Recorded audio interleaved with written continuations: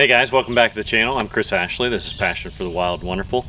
What I'm going to do today is go over the setup and review on this Greenworks Pro 2300 PSI electric power washer. Stick with me.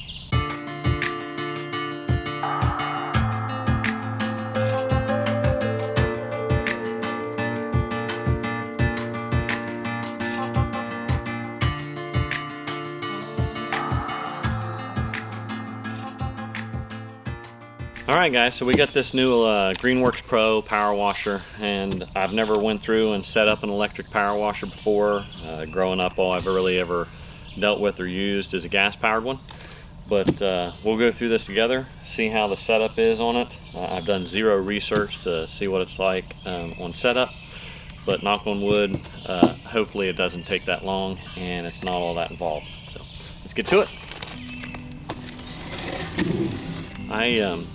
I went with the electric one just because I don't think that I need to have super high pressure with a gas one. Also too, I think some of the reliability from talking to some people that do use electric ones has been pretty good. Not sure if maybe previously gas powered ones overall had better, and maybe they still do. But so open it up, looks like it's packaged pretty well, and comes here with, I see the instruction manuals, some maybe information to get it registered. What I'll do is just I'll show you what the general packaging looks like here.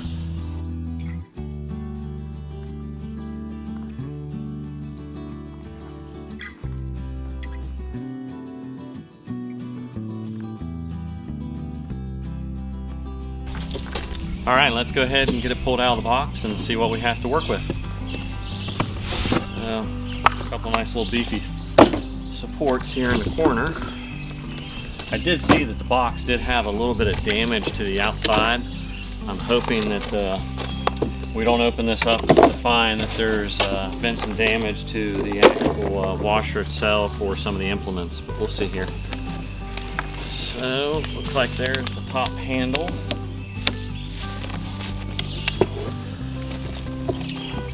High pressure spray wand, covered threaded connection. Probably have to put some Teflon tape on that, would be my guess, but we'll see here how that goes on. Looks like it slides over. O-ring seal.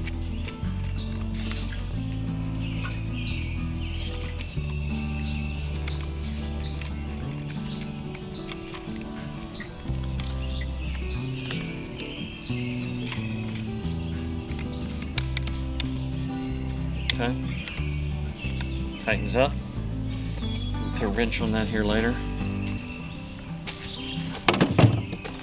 Okay, let's see what else we got. So, we've got our high pressure water hose. I forget, I think it was 25 feet of water hose. And then here's the power cable tied into the back of that, with the plug-in to your wall receptacle or extension cord, I guess.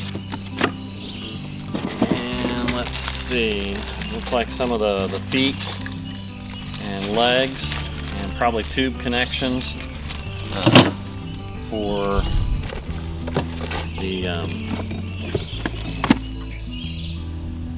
gosh, I'm blanking, for the handle system. Oh, okay, and then here's for the spray nozzles. Of course, this says turbo. I'm not sure where. Looks like something's missing. Don't know whether it's fell down into the box or not, but it says turbo. Turbo, soap, 15 degree, 25 degree, and 40 degree. And 2300 PSI, 2.3 max GPM. But I think it says normally like 1.2. Yeah, 1.2 GPM. So we'll see how heavy this is. Not bad. Set that down. I want to see if I can find. I'll have to see what that turbo is that it's referencing, because I don't see it in the box and it never fell out. So we'll have to see if that's missing, or if it's not supposed to be there. I'm not sure, but I would have to think that turbo is supposed to be there, which that's probably not good. But all right, let's go ahead and slide this plastic off.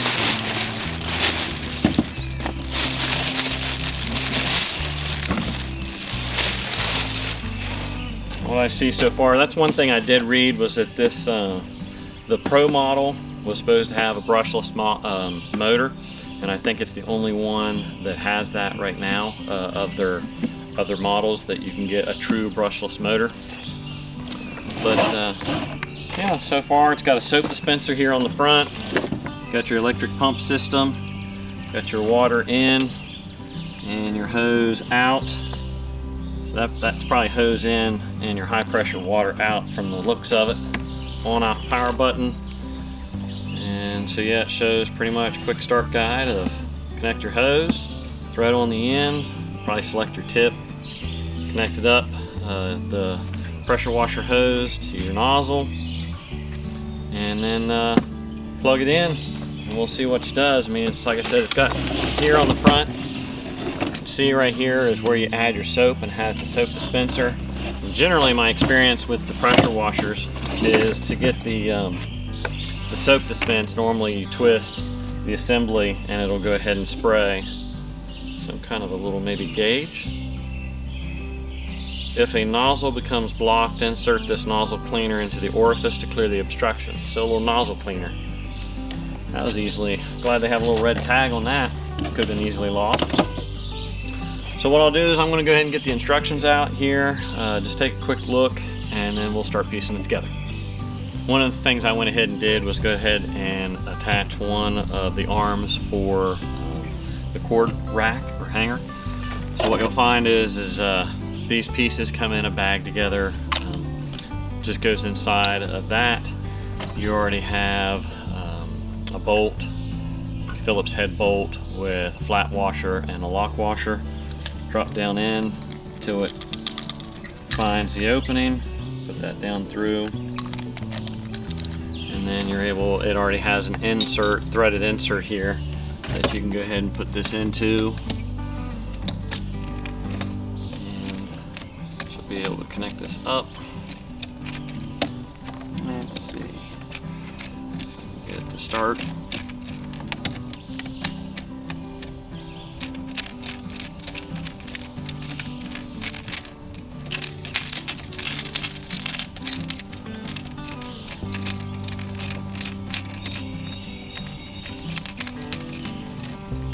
Okay,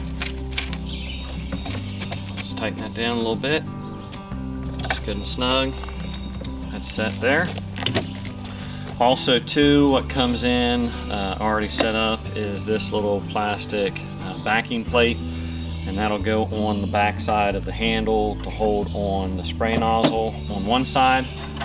Inside also will be 2 Phillips head bolts for connecting this, and then 2 Phillips head to go through the back of the handle for the other side.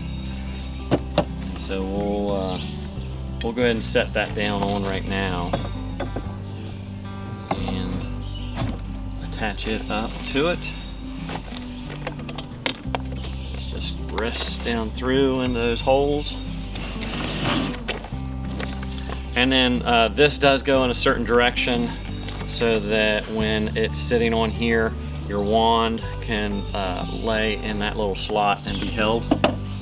So what I'll do is go ahead and set this up. Put this one through. We'll run that into this one. It is plastic to plastic, so we'll be careful not to over tighten. There we go. Let's get that snug. The rattlings, I got stuff here in the inside of the head of this for stuff that I use when I'm out checking game cameras, putting on covers and stuff, other bolts and screws. That's snug, snug. And then we'll come over here and do the other side. Bring those in.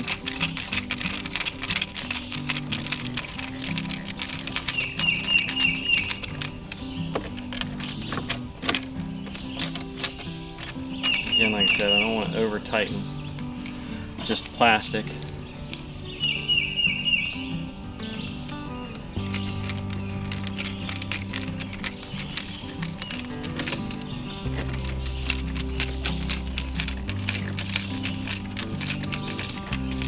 And I'd rather be doing it by hand than with the drill, just so again I have that feel with that plastic of how much of a bite am I getting. Okay, and then also too comes two handles and these two bolts that slide through, and that is to hold this upper handle section to the bottom. These go on the inside. You'll see that it's square rectangular little plug for them to go ahead and seat in. So that slides through there. Put on the twist handle, spin them on, lock that down, the other one through, spin it on, pull it in. That's snug, snug. And then now, it might be a little bit wide, we'll see. Yeah, it hasn't been set yet, but once I rearrange this cord, that's the idea of where it's going to go and be held, is there. And then other good news was that, as I said, it was supposed to have a turbo head, and they actually put the turbo head in the bags, and it just has a little spot right there that it lays, so it was also in the kit. And then I did go ahead and thread on the hose here to the connection for the power, for the high pressure water that is. And then, you know, it's nice, all these threaded connections do have a little plastic cup that's protecting the threads. And then this will just go onto this end, slide up on, thread it on. And that's locked in. We have this locked in now. And then all we need to do, from everything I read so far, is we'll go ahead and select whatever tip that we want to use. We'll put that into the end of the wand, run the water over, connect it on the other side here, on the back side. That's the water hose connection. Valve in the water before you ever turn on the unit. Make sure that you don't run the unit dry, because that can damage the pump over a period of time. And put that in. And then what I'll do is go ahead and get this thing set up, start using it, and I'll give you a little bit of feedback on what my impression is of it, and also confirm how to go about adding the soap to the system. Now, what it might actually be, and I could be wrong, my old systems that were gas powered, you would twist the nozzle to go ahead and add it. I'll have to read and see. I question, and especially just having one solid hose, if maybe it's just constantly drawing up out of the soap, and if you have soap, great, and if not, you don't. But I'll see. I'll do that as part of the discussion here whenever I come back and give you a review on what I feel about this unit after I start using it. So stay with me.